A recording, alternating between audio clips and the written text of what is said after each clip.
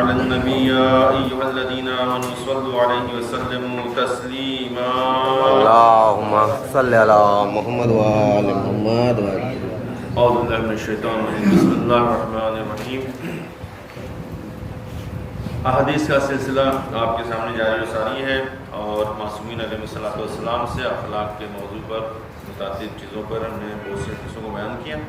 آج ایک حدیث آج کی مناسبت سے، جیسا کہ آج 14 ربیع الثانی جو ہے اس مہینے کی، اور اس اعتبار سے یہ روز بہت زیادہ اہم ہے کہ آج خصوصی طور پر جو ہے قیام جناب مختار ثقفی، جناب مختار نے آج ہی کے دن جو ہے قیام شروع کیا تھا.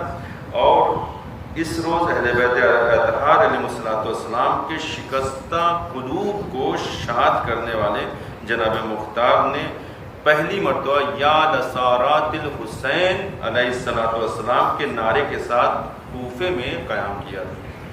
جناب مختار کے سلسلے میں بہت سی حدیثیں ہیں، بہت سے امام علیہ السلام کی طرف سے تائید بھی حاصل ہے، اور بہت سی مختلف چیزیں ہیں. جناب مختار جو پہلی صدی ہجری میں طائف میں آپ جو ہے کی ولادت ہوتی ہے، اور سن 67 ہجری میں کوفے میں آپ کو شہادت جو ہے یعنی نصیب ہوتی ہے، جس میں مصعب بن زبیر کے ہاتھوں سے آپ کو جو شہادت ملی.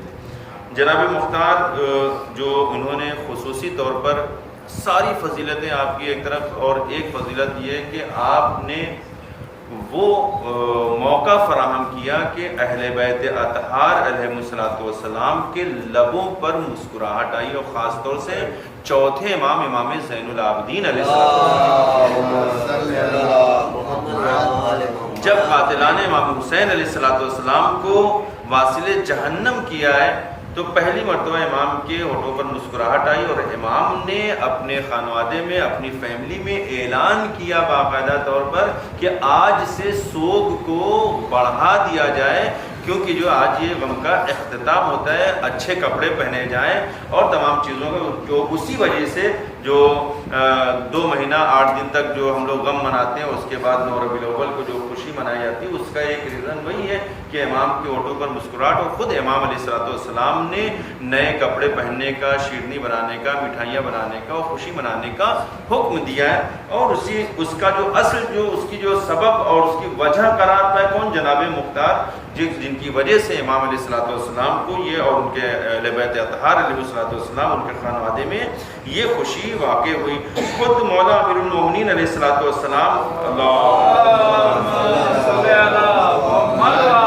آپ کو فتح و ظفر کی خبر دی تھی، اور بتایا تھا کہ تم کو آئندہ عنقریب جو ہے بہت بڑی کامیابی ملنے والی ہے.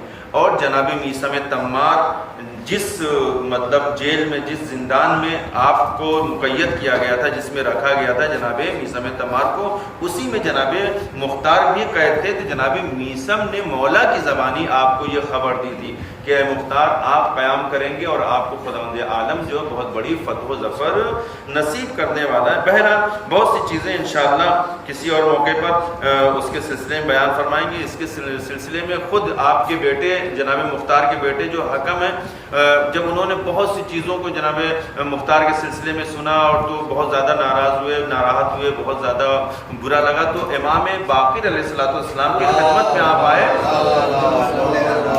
تو آپ نے امام سے عرض کیا کہ مولا میرے بابا کے سلسلے میں بہت سے لوگ اس طرح کی باتیں کرتے ہیں، آپ امام ہیں، آپ بتائیے آپ کیا فرماتے ہیں میرے بابا کے سلسلے میں. تو امام علیہ السلام نے، امام باقر علیہ السلام نے پوچھا کہ وہ لوگ کیا کہتے ہیں. تو انہوں نے وہ ساری ریزن اور ساری چیزوں کو بتایا کہ لوگ کہتے ہیں کہ اس طرح سے. تو امام نے فرمایا کہ اس سے بڑی اور کوئی خوشی ہو سکتی ہے کہ مختار نے ہم اہل بیت اطہار علیہ السلام کے لیے قیام کیا، یعنی یہ بہت بڑی سند ہے. اس کے علاوہ خود امام زین العابدین علیہ السلام نے ارشاد فرمایا، آپ فرماتے ہیں کہ الحمدللہ الذی ادرک لی ثاری من اعدائی وجز اللہ المختار خیرا. تمام تعریف ہے اس خدائے بزرگ کی کہ جس نے ہمارے دشمنوں سے ہمارا انتقام لیا اور خدا مختار کو جزائے خیر عطا فرمائے. امام نے دعا کیا جو جناب مختار کے لیے. یہ حدیث رجال کشی میں صفحہ نمبر 127 پر موجود ہے. صلوات پڑھیں محمد و آل محمد. اور اس کے مکروہات کے سلسلے میں آج اور ایک مسئلہ اسی کے سلسلے میں ہم بیان کریں، اور انشاءاللہ اس سلسلے کا یہ آج آخری مسئلہ ہوگا کہ نماز جماعت میں کون سی چیزیں مکروہ ہیں. میں نے 2 چیزیں بیان کیا تھا، ایک کل بیان کیا تھا، ایک اس کے پہلے بیان کیا تھا.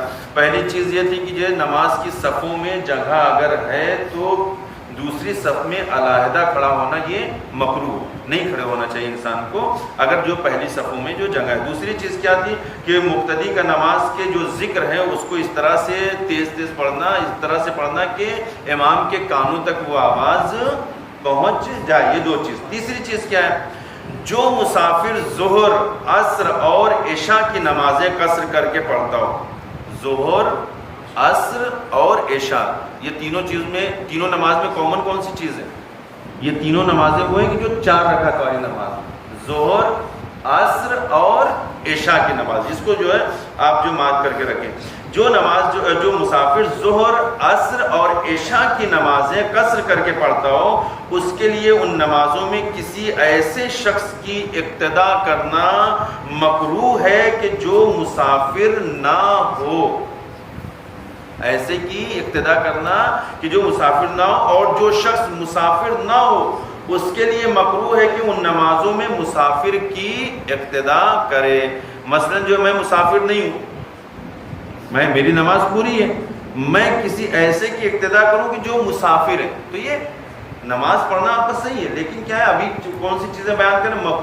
مکروہ ہے کہ اس کے پیچھے نماز نہیں پڑھے. لیکن کیا نماز اگر ہم اس کے پیچھے جب پڑھ رہے ہیں کہ جو قصر کی نماز پڑھا رہا ہے، مثلا میری نماز قصر ہے، آپ کی پوری نماز ہے، تو کیا آپ کی نماز صحیح ہے کہ آپ صحیح نہیں ہے؟ آپ کی بالکل نماز صحیح ہے، لیکن مکروہ ہے. صرف مکروہات کو بیان کیا جا رہا ہے.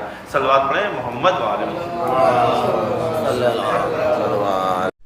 اللهم صل على محمد وآل محمد.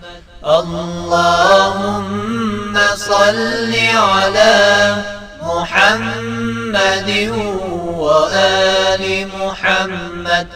اللهم صل على محمد وآل محمد.